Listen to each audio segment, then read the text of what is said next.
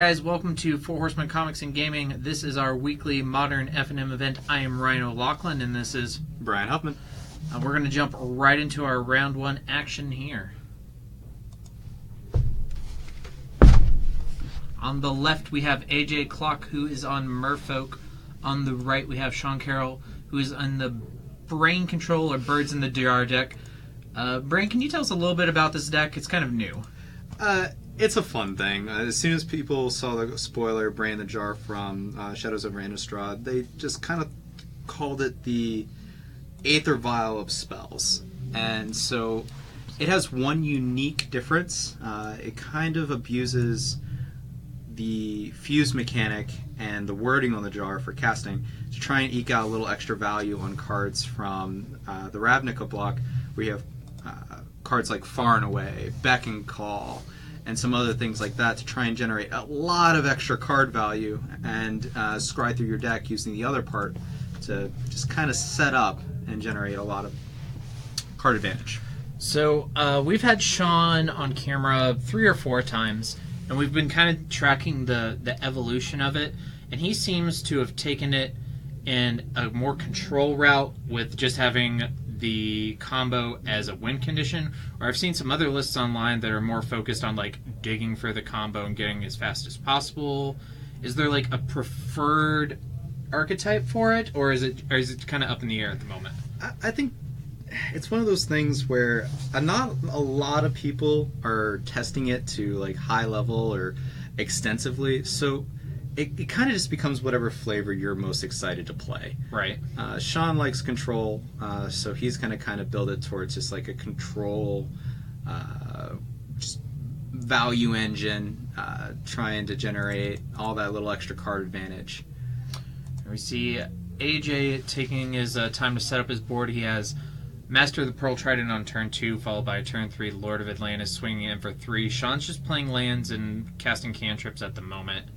Yeah, it's unfortunate. Shawn's going to have to find some removal, because even if he does get to cast something like Saram's Expertise into a fuse card, he's still going to be a bit behind because all those creatures cannot be blocked. Yep. It seems like AJ has, minus the Aether Vial, the quote-unquote nut draw. Just Lord. Yeah. Yeah. Which, Merfolk isn't a combo deck, but it is a non-interactive deck, and they do have draws that just can't be beat by most other decks. Yeah, Shawn's basically drawing here to like White Source Supreme Verdict. He just uses an Esper Charm. Esper Charm is a pretty sweet card. You generally see people use discard 2 for your opponent, or draw 2 to generate, again, a little bit of incremental advantage. But in this case, Shawn's just really trying to see how not to die. Yeah, definitely looking to play into some kind of board wipe. Supreme Verdict is double white, correct? Yeah, it's white, blue. Cannot be countered. Destroy all creatures. Right. So in addition to finding the actual card, he would need to find a second source of white mana, which I think he has. I think he has a basic plains in his hand. Those big old unhinged full arts are kind of, a little easy to notice in the hand. I think I saw Celestial Colonnade too. Yeah, but Celestial Colonnade is not going to help him this turn. Shawn's dead. Yeah. Yep. All right, and quickly, AJ Klock makes a quick clock and takes game 1 over Shawn Carroll, Merfolk, over Birds in the Jar. Do you know anything about Shawn's sideboard? Not specifically. Like I know he has some cards like Gideon to eke out some long, grindy matchups, say against Jund, Grixis, and other decks looking to play fair and go in the long range. Here we're getting a little peek at it. We have some Rune Halos, so those are probably going to come in and name some Lords. That seems real narrow. Oh no, he just threw him back. I guess he's just going to bring in some Wraths. Yeah, because, I mean, maybe some more spot removal. You can name Lord of Atlantis, and then they play the other one, and it's just, right. Why is this card in my Master deck? of the Pearl Trident. Yeah. Yeah, so a good card that Shawn might have access to is Engineer Explosives. It's generally quite good against the Merfolk Menace. Consider on 2, get Lords, some accidental Silvergale Adepts, and just really remove a lot of pressure from the board. Let's see here, what else? It looked like almost looked like a Logic Knot. Yeah, it is Logic. Depending on if Shawn thinks AJ has Caverns and Vials in his deck, you may see Shawn remove some number of Logic Knots. Counter Magic not always the best against Merfolk. I generally would think it's not ideal. I like playing to the board against the tribal decks. Removal spells and board wipes. Yep. And then creatures that like generate value, like Thragtusk, that come in and either gain life or make a blocker. Or sometimes you have a little bit of time for discard, maybe, especially in the early turns, to nab a Master Waves or nab a Kira Glassminer or something like that. But they're more impact later game spells. Right, but I like to be just more removal. Just I like red spells when I'm playing control. So Lightning Bolt, Kozilek's Return. These are all great spells. But Shawn's just dealing in the Esper Wedge here. So I'm looking to see some Supreme Verdicts. Sorry about that, guys. Okay. So from the Merfolk side, I don't think AJ wants to do a lot of sideboarding. I think maybe Spell Pierce. If you have a second Kira on the side. A second Kira is usually something you board in against all of the fair decks that play a lot of removal spells. Spell Pierce is something you may or may not want. Maybe not on... I don't know if there's a difference between play and the draw in this matchup for that card. But Spell Pierce, Dispel. Yeah. I don't think... and see, Shawn already naturally has islands in his deck. And he's going to be forced to fetch them out early for cards like Serum Visions and stuff like that. So I really don't think... I think AJ is actually free to just take out some Spreading Seas. Just be more aggressive and more proactive with his spells. I like taking out Spreading Seas, and if you were to play Seas Claims, taking those out, because there are going to be games where they're very good, where you get to take them off of white or black, but most of the time it's just going to be a 2-mana cantrip, which... Yeah. It's not what you're looking for. I think you want to have a high density of creatures. I think we have a little confusion here. It seems like... I think AJ just thought... he had passed. Shawn had passed and hadn't finished resolving his spell. So they quickly... It's FNM. They quickly resolve that issue. And we like to let players resolve any issues they can whenever it's possible for them to do so. So, Curse Catcher, pseudo 2-time Pro Tour champion. Yeah. Basically the same card as Judge's Familiar. Judge's Familiar is the flying 1/1 with the sack counter target. Sack counter target instant or sorcery unless they pay 1, so sack 4 spike. I killed a whole bunch of those on Wednesday, so... Wait, you... Our own Levi Spencer came with the blue-white Stoneblade list from Baltimore. That was playing Judge's Familiars? That was playing 4 Judge's Familiars and 4 the Curse Catcher that's the Spirit, and then was also playing Spell Queller. And he did rather well. He won his first 2 rounds, and then he and I got to face in the finals in round 3. Sometimes Stoneblade decks are just good enough. Yeah, he faced the Mirror against Esper in round 1, and then I forgot. I can't remember what he faced in round 2, but it was another like fair control deck, and he had a good old grind. Well, let's jump back to the match here. Shawn just played the marquee deck in his marquee card in his deck, Brain in a Jar. Ryan, can we pull that card up for those who are watching the stream who may not know about it? Yeah, I'll have that up momentarily. Real quick, I'll just read it off to you though while we're pulling up the image. It's a 2-mana artifact. Put charge counter on Brain in the Jar for 1 and tap. Then you may cast an instant or sorcery card with converted mana cost equal to the number of charge counters on Brain in the Jar from your hand without paying its mana cost. So what Shawn can do here is take advantage of this to put certain cards in his deck, like Serum Visions, as an instant. It also makes those spells uncounterable. Well, not uncounterable, excuse me, but it unlocks the fuse ability of these. So you can look at casting cards like Far and Away, which might be good here. You could potentially nab the Curse Catcher and the Mutavault. You can also cast Beckon Call, so you can draw a couple cards and get a couple of 1/1s to start putting pressure on. Couples and 4. Couples and 4. Yeah. 2 couples. Yeah. Like double date. You can also have cards like Profit and Loss as in Shawn's colors as well, which allows him to do a -1/-1 to the rest of the board. Yeah, I don't know Profit and Loss. What's the other? So Profit is it's an Anthem effect, and Loss is a minus effect, kind of like an Infest. So Profit is the white side, so one and a white, creatures get +1/+1. Loss is 2 and a black, creatures your opponent controls get -1/-1. Right. So I'm not sure if Shawn has it, but he has access to it both in his colors and kind of his game plan. Remembering from States last week, he did not have that card in his list. We had him on camera, and Kurt and I got to peruse his list. But he has made some changes. I'm 90% sure he did not have Serum Visions in his list at States. Really? Yeah. Shawn actually did pretty well. A lot of people think that this deck is more of a homebrew, but he actually went X2 at States and got 14th place out of, I think we had like almost 70 players. We had 66 players, so 5-2 is a very respectable record. Yeah, so that's kind of a non-traditional deck putting up good results. Well, we also noticed here that AJ did not side out his Sprinting Seas. We see I saw that. On the basic island. I think he was just trying to cantrip at that time. Yeah, that was probably the case. I mean, sometimes you just need to draw a card, which is respectable. Just definitely what you need to do in some cases. Alright, so it looks like we have Master of the Pearl Trident on the stack. Shawn has... Well, it's been vialed in. Okay. It's been vialed in. Oh, okay. I missed the vial. Yeah, no worries. But Shawn's also has the Brain in the Jar up to its first counter, which means the next time he activates it, he's going to get to be able to cast any of the 2-cost spells, which turns on all of his fuse cards. So the Beck side of Beck and Call, right? The Far side of Far and Away, and some of those other things. So here's a swing for 5 from AJ. Yep. 2 on the Curse Catcher and 3 on the Mutavault. All unblockable, mind you, thanks to our Master of the Pearl Trident here. So it looks like we're going to get a... Yep. Push on the... Ooh, that's real aggressive. So that's super aggressive. So we're just going to pay for it here, and basically that turns Push 1 mana into a Fog. Kind of looking here. Does Shawn have any payoff for that vial? It's a little better than a Fog, I would say. Yeah, I guess so. Shawn adds a counter to the Brain in the Jar at end of AJ's turn, then goes back into his turn. He's looking at a handful of cards. He's got an Esper Charm, but nothing... I think I just see Esper Charm and lands. Yeah, he's got an island left after that Polluted Delta.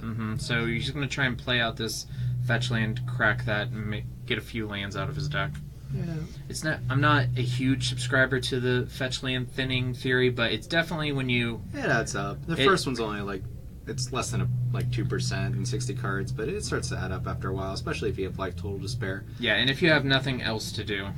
Okay, so here's Master of the Waves for AJ, and Shawn is going to tick up to 3 in response, and it looks like he's going to cast Esper Charm, choosing the draw ability. So, since this Master was actually cast, if Shawn has any counterspells that he picks up here, those counterspells might be live. And he has the mana, but it looks like he failed to draw. He does have a Path to Exile, though. So if he wants, he can Path the Master of Waves, and that'll just kill the elementals as well. Well, you can pass the math. Yeah, you can pass the Master. Oh, look at there. We got a couple of Squirtle Squads in the house. Those look familiar, Ryan. Why is that? This is my deck. I keep the blue people around to toss out to new players, and just lovers of the fish in general. Here's Harbinger of the Tides. Nope. Okay. Yeah, I believe it says a creature you don't control. Well, I don't think it's gonna hit Brain in the Jar. Oh, was he? He was trying. He was trying to target the Brain Jar. He's your thing is tapped. I want it to go away. I thought he was trying to get multiple triggers off the Master Waves. That wouldn't work anyway because the tokens would just die. All right, so Shawn's fetching it end of turn. It's tapped creature, yeah. Okay. Just to confirm there. Going down to 15. Is it any tapped creature? It's just tapped creature. Oh, okay. It's tapped creature your opponent controls. Okay. I wasn't sure if you could bounce your own creatures or not. Shawn's very quickly, after this turn, Shawn's very quickly under a lot of duress here. So we have, 2, 4, 6, 8 power, 8, 10 power from the Master Waves alone, plus the Lord of Atlantis offering up anything that might come at the end of turn from AJ on the vials. Yeah. I think, honestly, Shawn was real happy to cast that Fatal Push on that Mutavault, because Mutavault could be a really strong card in this matchup, with Shawn having all of his board wipes are, well, he did. He has a Brain in the Jar. They are sorcery speed, but he does have Brain in the Jar. So hold on there for a second. We might, so a long time ago in Standard, one of my favorite plays, it just felt so good. I know what you're going to say. Quicken Supreme Verdict. Yeah. And right here, what Shawn has done is spent a couple turns basically building a Quicken Supreme Verdict. That's pretty cool play. I would say that's only my second favorite Quicken play, though. You know what my favorite Quicken play is? Enter the Infinite? Quicken Grape Shot off Quicken your Storm. Oh, the Quicken. So you let your opponent just build up the Storm count and you just Quicken, Great Shot them in response, let them do all the hard work for you? Yep. So we do have an activation of Shawn, of the Brand the Jar up to 4 here for Shawn, and he has the verdict. We couldn't quite see it in his hand, but he has the verdict, and AJ is going to take a quick second, and he's probably going to want to sack that Curse Catcher, but unfortunately for him, not only does Shawn have the mana to pay for it, but it can't be countered anyway. Yep. So sometimes it's about sending a message, though. I actually probably... Count unless you pay 1. I probably make the same play in AJ's spot. Yeah, count unless you pay 1. Yeah, because... I want to do things. The trigger goes on the stack, dang it. Yeah, you have to acknowledge it. Yeah. Shawn just kind of shrugs and goes, yeah, you can have that one. You did thing. All right, here's Island. Shawn's doing a whole lot of nothing. I feel like I saw another Supreme Verdict in his hand. Yeah, so do you remember how to take counters off of Brand the Jar? No, I do not. So, I believe... okay, so it looks like AJ mistakenly is putting in a Silvergill Adept off of the vial that's on 4. I think Shawn's going to correct them. Yeah, Shawn's a nice guy. He's going to let AJ take that back and tell him the correct way to sequence that play. So AJ is going to cast Silvergill Adept, revealing Harbinger of the Tides. It looks like he drew a Marrow Reejerey, I believe. Yep. Which is actually a pretty good rebuild turn, unless Shawn does have that second Supreme Verdict. Unless he doesn't. So, Brand the Jar, one of the weird things about it is, in order to activate it, unlike Aether Vial, you have to remove counters. Like, every time that you activate it, you put a counter back on it. For Vial, you can, 2's enough. We don't need anything else. So, at some point, Shawn has to invest a little bit of mana removing the counters. Okay, which he's going to do now. He's going to take 3 off. So, it's 3 mana, tap it, and remove X counters. So, taking 3 off. And then you could scry X. So hopefully he just scried 3. Yep. Did he? I saw him put a lot on the bottom. I think he shipped them all. I think he's just looking for action. He looks like he has a handful of. He has a handful of removal of lands. I swear he had an intangible virtue in his hand. He has a Beck Call. I don't know if he just picked that up. I imagine so. So we're probably going to look at him at AJ's end step. Firing off that Beckon Call, unless AJ for some reason just puts a whole lot of pressure on the board. Yeah, which is possible for this deck to do. I don't think with 2 attackers he could kill him this turn, but alright, Shawn is just going to take the safe play and cast Beckon Call right here, which he will get 4 bird tokens and draw 4 cards, correct? Yep. So AJ is probably asking himself the same question that I did when Shawn first did this to me, and it was like, does that really work that way?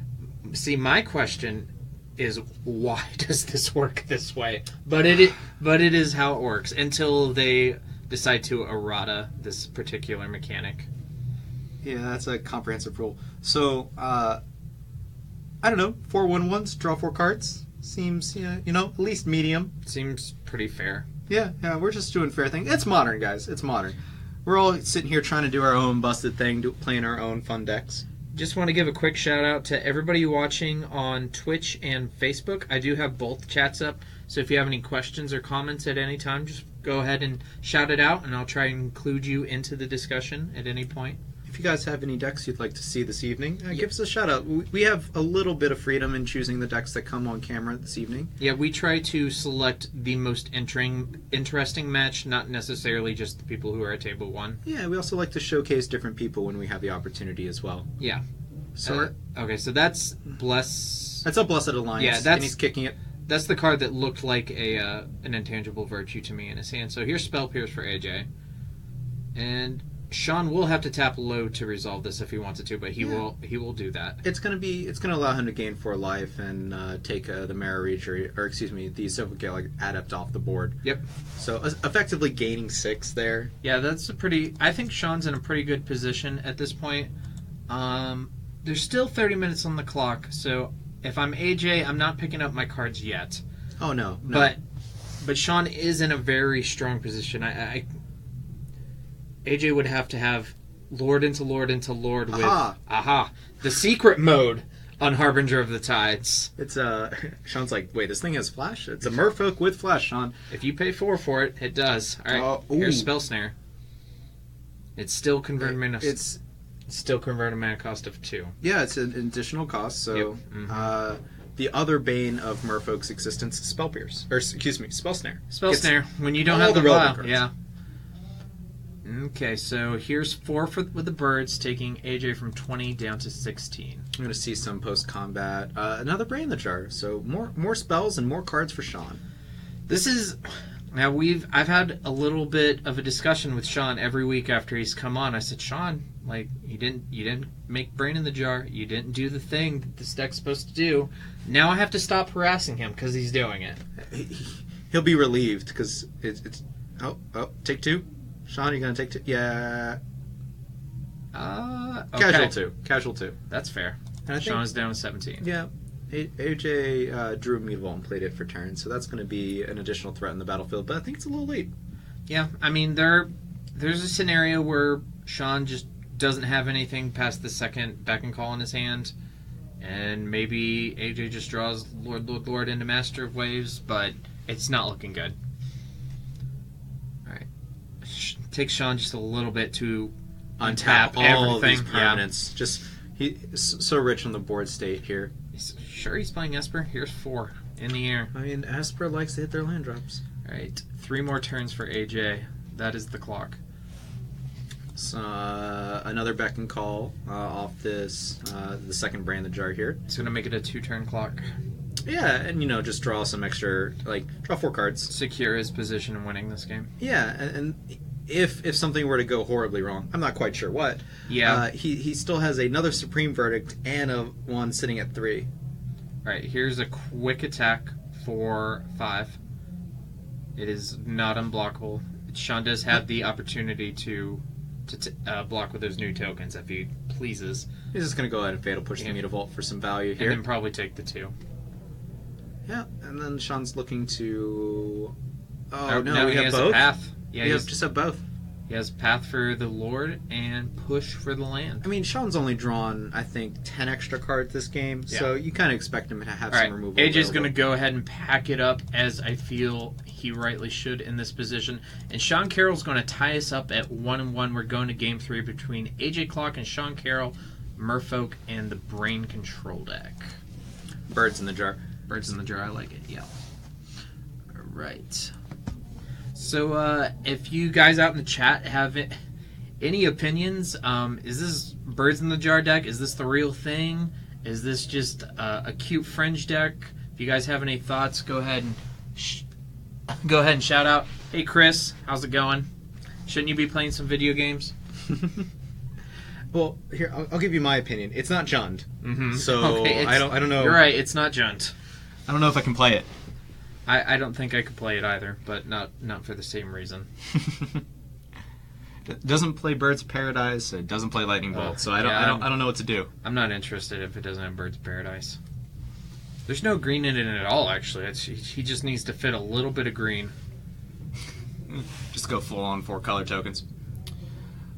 So let's see what happens on this next game. AJ's on the draw. He's going to be looking to, start off early with an Aether Vial or some threats and generate some lore advantage before Shawn can kind of just take off like he did last time and stabilize.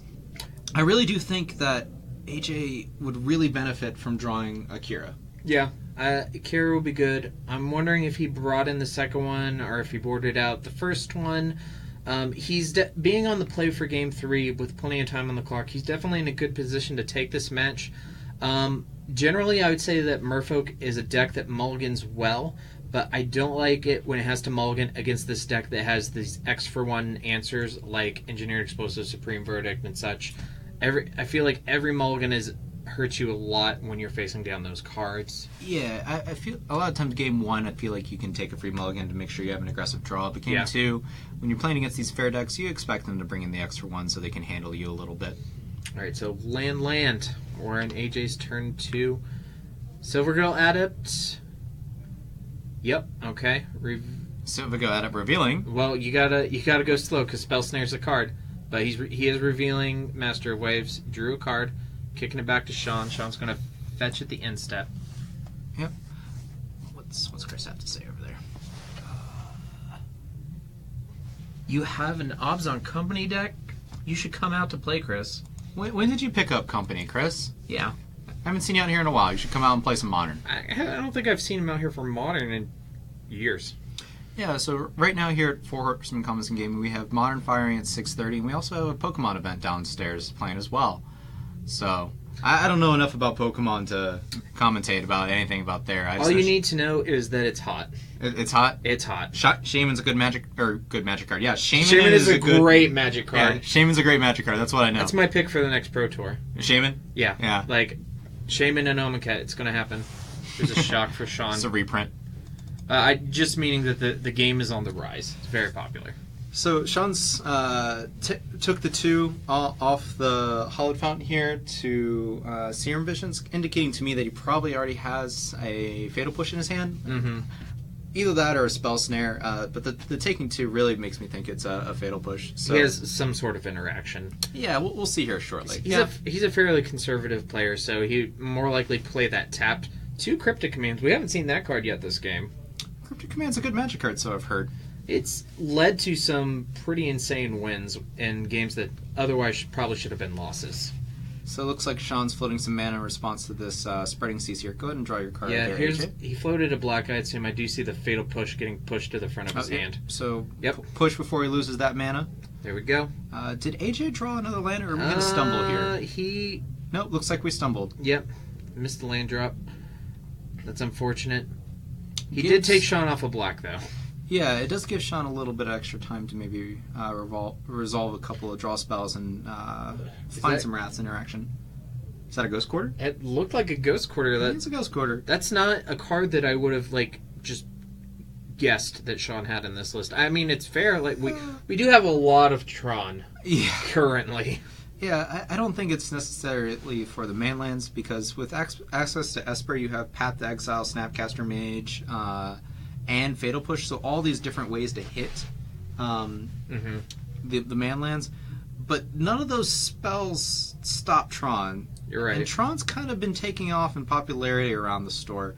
So, and different flavors of it as well. Yeah, there's someone downstairs playing a very cool version of Tron where you play Oath of Nissa, and then you just cast every Planeswalker.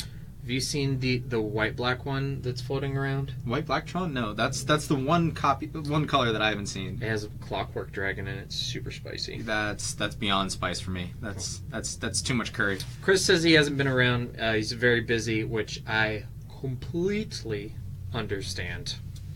Yeah. All right, here's another Silvergale Adept revealing Master. Same old Master Waves. You assume it's the same, but he might have 4 in his hand. No. No one wants to live in that world. Thankfully, AJ did draw his 3rd land. Oh. All right, so unless he has a Curse Catcher or a Vial. Yeah, we can leave up Spell Pierce if we have it. Or potentially Spell Pierce.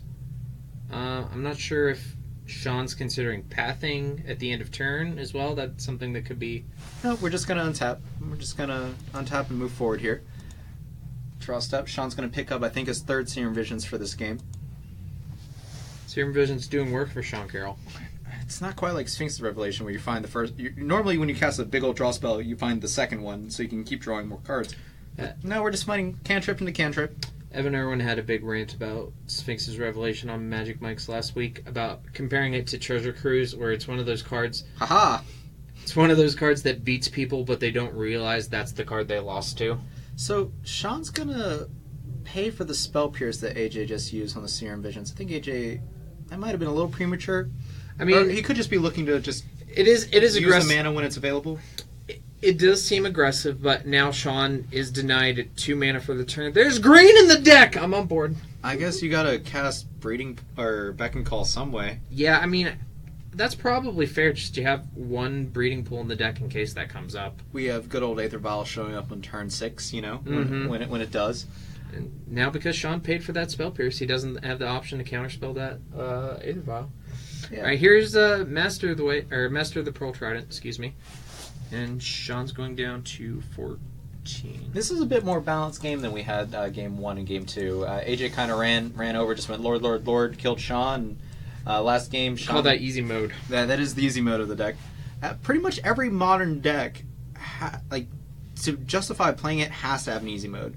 Whether it's an infinite combo, a quick kill, a very aggressive draw. I don't feel like there are many decks in this format that don't have an easy mode. And even the fair decks, yeah. Let's talk about John for a second. Let's go Inquisition into Dark Confidant into Liliana. Mm-hmm. Your board's dead. I'm drawing cards. How huge a tempo swing is it when you just get to play Liliana on the play and make them sack their only creature? Feels great. Yeah, what the mirror where you on the play Inquisition, take your discard spell, turn 2, play Dark Confidant, they play a Tarmogoyf, then you play Liliana, make them sack their Goyf. So the Jund mirror is weird. Let's spend a second. I could talk about it all day, but we'll spend a second on it. Especially after sideboard, it comes this weird thing where tapping out on turn 2 when you're on the draw is potentially game losing. Mm-hmm. Just that simple. Because of the tempo swing. Yeah, or even tapping out on turn 3 for something that's not Kitchen Finks, because they just go Abrupt Decay, kill your thing, untap. Here's my Liliana, Mm-hmm. and now I get to dictate everything. So Shawn fatal pushed. It looked like he targeted the master. Wait. It looks like Kurt's down there. Okay. Now I thought Shawn had just picked up the image and just pushed it aside for a second there. Yeah. Is this with the phantasmal? It looks like he fatal pushed the master with the phantasmal image on the stack. So AJ decided to copy the Silver Girl Adept and didn't realize that you didn't have to reveal a card there. Okay. Because that's part of casting it, not an ETB. Right. Okay. So we're getting in, and Shawn pats the Mutavault, and it looks like he's taking 2 from the Silver Girl Adept. 2 or 3, because he made the adept. Yeah, he made the adept because the drew master the got pushed. All right, yeah, and Shawn falls down to 12. So we're getting a lot of spells cast in that turn. Yeah, a little back and forth, a little bit of stack. You know what? I know the breeding pool is probably just for when you have to hard cast Beck and Call, but I'm really hoping for something spicy. Thragtusk. Just a Thragtusk? I don't think Shawn's ever cast that card. Do you really just splash green for Thragtusk in every deck you play? I would. Right. I mean, it's so castable. 4 and a green. We have an engineered explosives, so that seems real good for Shawn. Yeah, he can make a 2-for-1 right here if he wants 3 to. 3 for 1. There's a Spreading Seas too. Oh yeah. So I think unlock that second black. He just chose to say pass and leave up Cryptic Command here, which is fair because if you get to, he knows about the Master of Waves, and it looks like AJ may want to cast it on this turn because he does have a couple creatures, or he has 3 permanents. But here's a Lord. End of. No, it's on his turn. We're on AJ's turn. Yeah. Okay. Here's Kara. So he did keep Kara in the deck at least 1. And that's probably something that you may want to Cryptic Command unless you have a board wipe in hand to play towards. So Shawn has Axe. Oof, this is weird. I think we just Cryptic, tap your team here. I bet he'll probably counter draw. Really? Counter draw? That's a lot of pressure Shawn's facing down at a life total of 12. Yeah. So we're going to counter tap. Yeah, he is going to tap. I think. Shawn, what is that? That hand... Yeah, that hand made it seem like... Okay. I mean, that's real big tempo. The worst thing that can happen now is a Vial. Or a Curse Catcher, which is not a big deal. Yeah, so we have... Although a Curse Catcher pre-combat would have been pretty game-breaking right there. So, what does Shawn want to do here? He wants to cast... Explosives? Yeah, because he gets to nuke the whole board. He gets a nice old 4-for-1 here. And then after that, he'll be looking to find a proper solution to the Master Waves. And he has a fatal push. He just has to find a way to trigger a revolt. Honestly, I would say that destroying all the Devotion of Blue is a proper answer. So you know what's kind of cool? Depending on how AJ plays this next turn, if he plays a pre-combat Master Waves, Shawn has the opportunity to spend 2 mana to blow up the Engineered Explosives, which triggers Revolt. So not only does it destroy all of the natural devotion for the Master Waves, but now we have Revolt active. Oh, well, alright, I guess Shawn could just do it the easy way. He does have a fetch land. For some reason I thought that Polluted Delta down at the bottom was a Watery Grave. But talking about value... Yeah, that would have been great. Okay, so he kicks it back to AJ. AJ's going to kick his first vial up to 3. All right, so here comes the pre-combat master waves. Okay. So in response, Shawn's just going to go ahead and blow up the engineered explosives, which will give him revolt. Yep. And the spreading seas as well. Unlocking that black. We're probably going to see a fatal push on the master. Yep. A fetch for a basic swamp into a fatal push. Yep. And then he pushes it to the front of his hand. He's going to fall down to 11. Yep. Here's a nice big old swamp. Fatal Push, the relatively new and massively impactful card for Modern out of the most recent set from Kaladesh. Pretty impactful for most of the Eternal formats. Yeah, we're seeing Delver decks play it. We're seeing Control decks play it. Grixis Control. John has Terminate. Yeah. Like, if they want an extra copy, they can, but they don't need to. Well, I think 1 mana is a big deal. It can be. It can be. With Infect not as prevalent due to the ban of Gitaxian Probe, we have a little bit more time to kind of buy. It isn't one of your major goals as a Gen player to get to the point where you can cast 2 spells in a turn, and doesn't Fatal Push help you down that route? It's true, but we also have things to kind of that we have to fight over later in the game. Like, some of the unfair decks play Primetime. Right. Fatal Push does not hit a Primetime. So we need those Terminates. And I think Jun can just afford to play the best cards that are always good. Seth Davis, you're right. He had 2 opportunities to trigger Revolt on that turn. You are right. Here's Cryptic Command. We're gonna counter. Counter draw. Yeah, I think Sean's just looking to actively use all of his mana. Yeah, he's just casting spells. Here's a Master of Waves for 1. Shawn has access to double white, so any Wrath effect that he may have in his hand or draw will still be active. And it's a supreme. There's the 3rd vial. You never want to see the 3rd. No. I mean, maybe on D&T against Miracles, so you can have all 3 of your numbers up. So you just got to make them think. But if the game's gone that long against Miracles... Yeah, it's not ideal. It's just, I like mind games. Alright, here's Polluted Delta for Shawn. Shawn has a Ceramics Expertise, but no real payoff, I don't think. Is that 5 mana?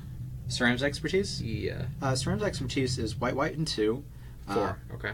Yep, 4. It puts a bunch of servos into the battlefield and lets you cast a spell for free. And by a spell for free, I mean a spell that costs less than Ceramics Expertise, so which 3 or is, less. Yeah, very fair. Yep, which also still turns on the weird fuse mechanics. We saw the first time we had him on camera, we saw him do that. We were actually updating something on the computer and looked away for 10 seconds, and he did that, and turned around, and then there were like 8 tokens in play, and we're like, what's going on? Just fuse it back and yeah, call. like what's going on? So, 4 mana, draw 4 cards. I think it's actually 7 tokens. Yeah, it's.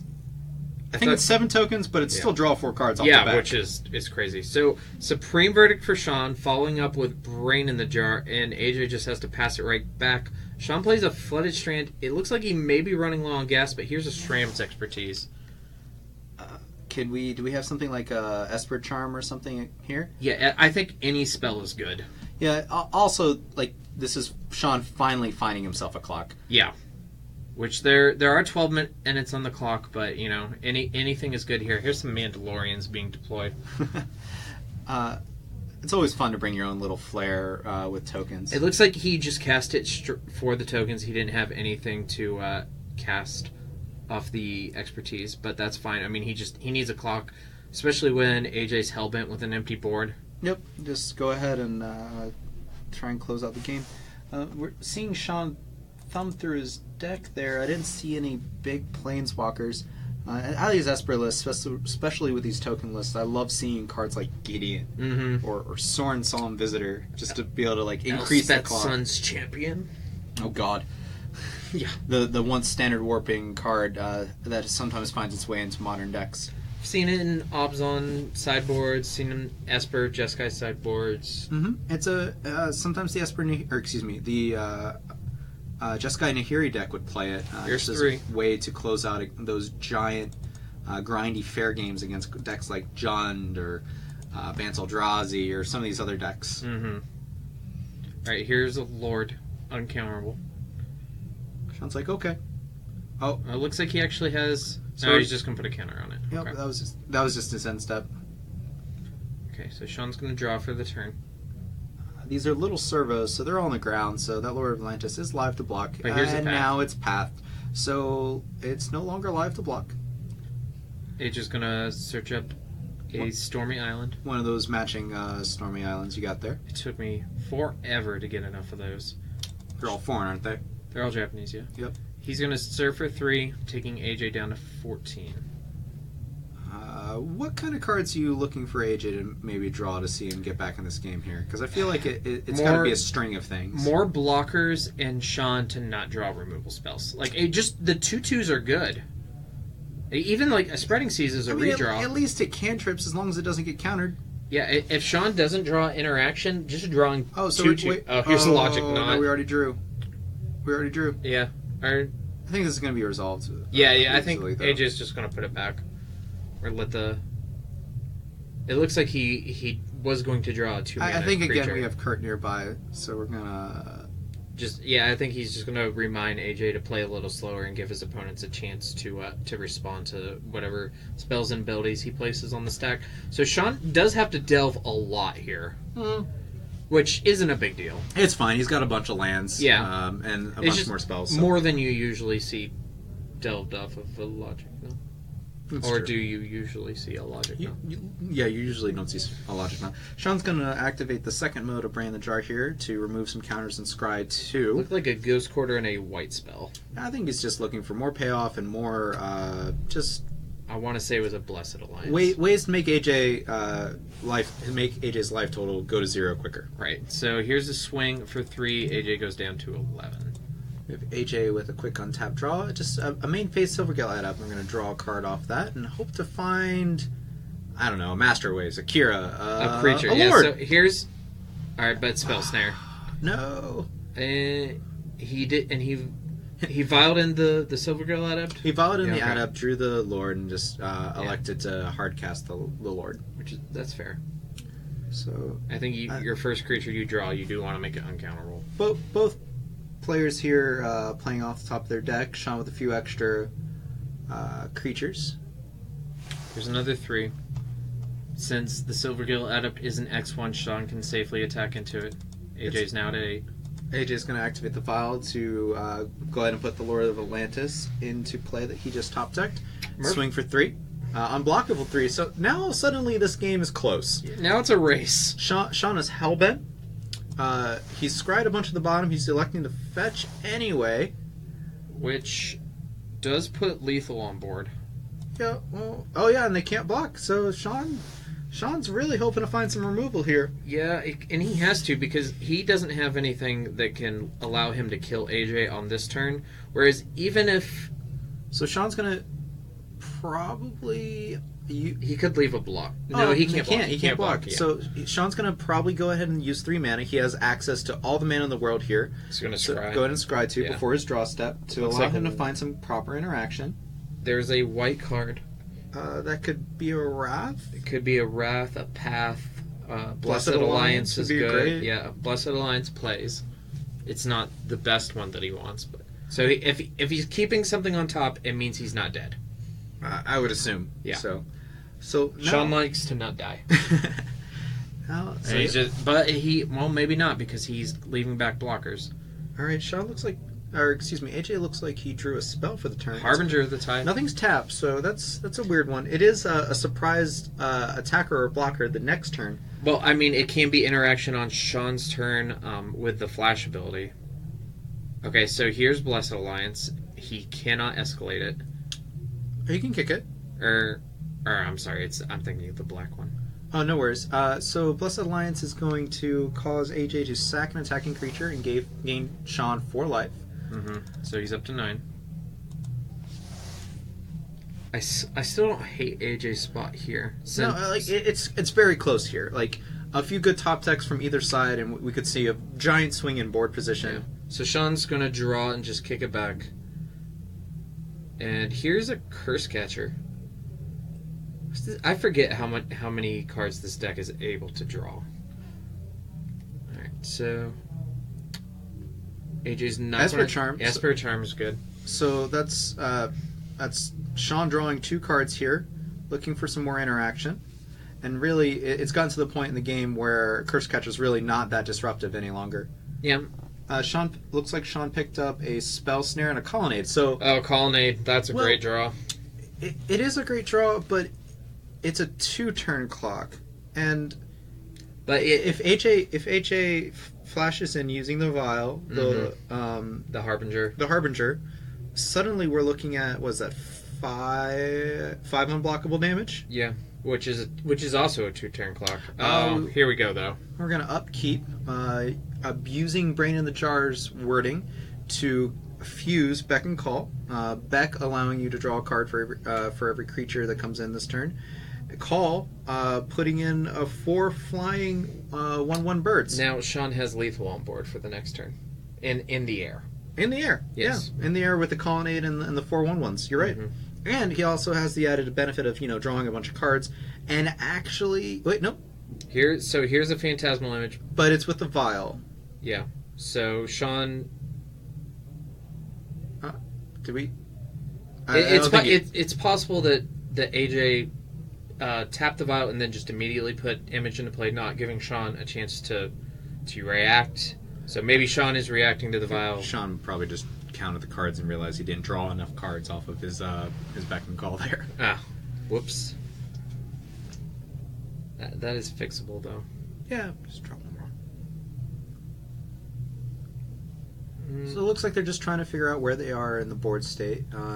It could be possible that all this is resolved and he's just about to move to declare attackers, which this is a swing for 3.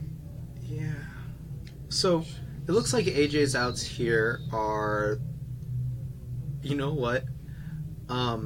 Has he played that Harbinger yet? No, I think it's still in his hand because he can bounce the Colonnade. No, Colonnade's got Vigilance. Oh yeah, you're right. But the birds don't. Yeah, and he's at exactly 8. So unless Shawn, for some reason, decides to attack with a servos too. Bet you could. I feel like that would be safe. But then you have a...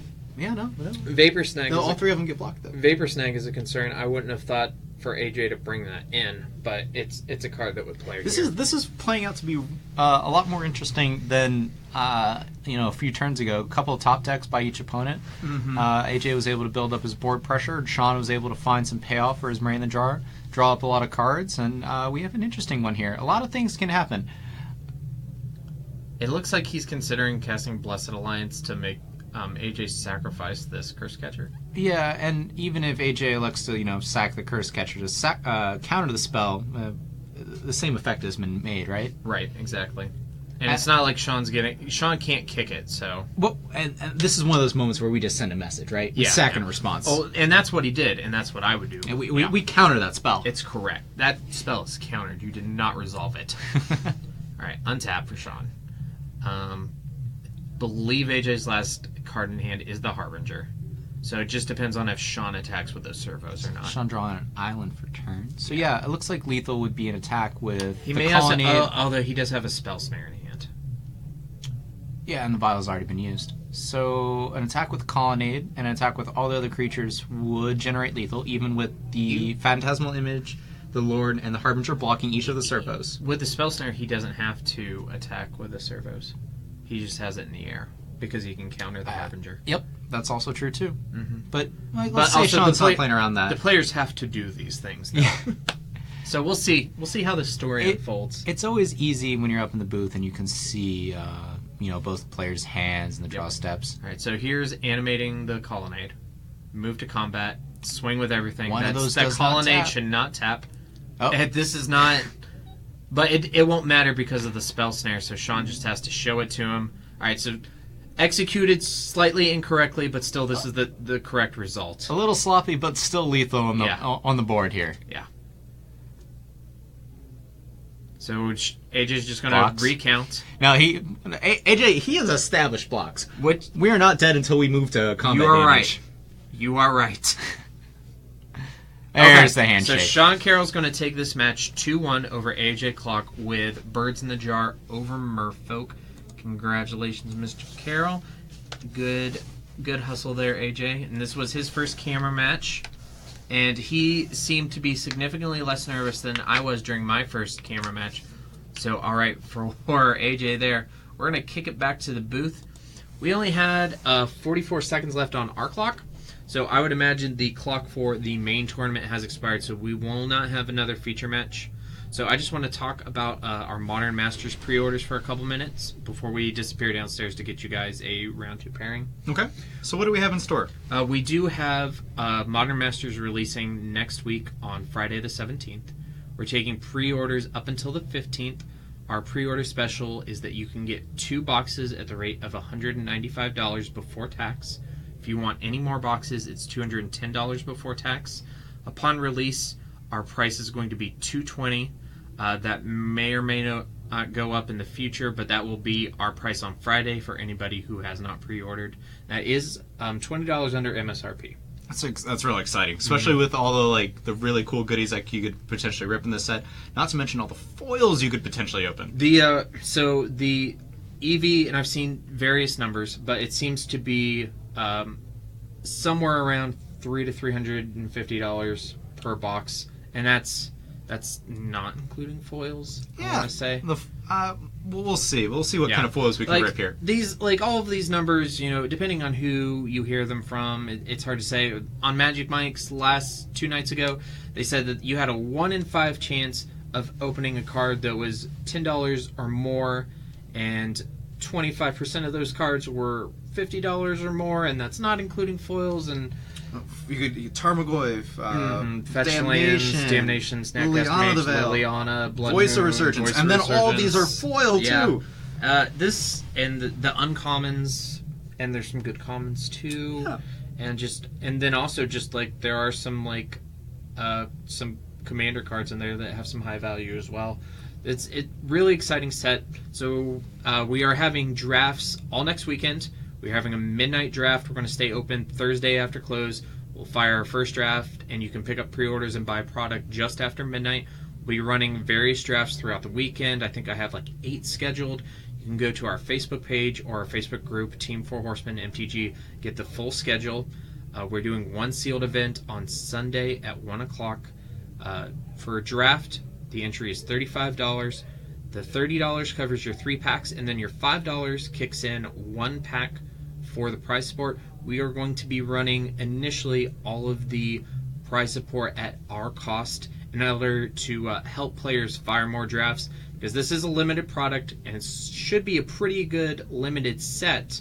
So we want to try to fire as many drafts as possible, give all our players that opportunity.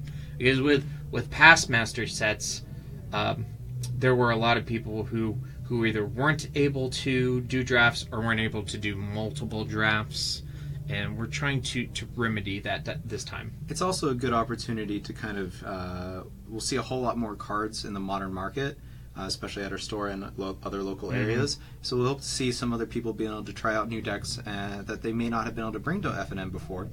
And kind of expand their library and access to different cards and decks that they can bring to FNM or play at States or anything like that. Yeah, Modern is definitely our most popular format right now, and that doesn't look to be changing anytime soon. So we want to expand the card pool, expand the player base. We also do have a couple other cool promotions going on. For the first 8 draft pods that we fire, the winner of those pods will qualify for a free draft. And those 8 players get to play a free draft for a revised Bayou. And then we're also going to do a second free draft. So the second 8 pods that we fire, and this is not just on the weekend, this is moving forward until these 16 drafts happen. Those players will qualify for a second free draft, and the winner of that one will receive a revised Bayou as well. Yeah, so that's pretty good value. We're also going to have a box opening that we are going to stream either Wednesday or Thursday night. We're not sure yet. You can check out our Facebook page for more information. We'll be announcing that soon once we get it hammered out. We're going to have a pretty cool promotion for that yet that we're not going to announce just yet. But you can keep you guys in a little bit of suspense. Look forward to that soon. It's going to be really awesome. It's going to be worth checking out. But I think we're going to head downstairs now and try and find our next round. Yeah, round 2 pairing should be up relatively soon. We will be right back, guys. Thanks for watching.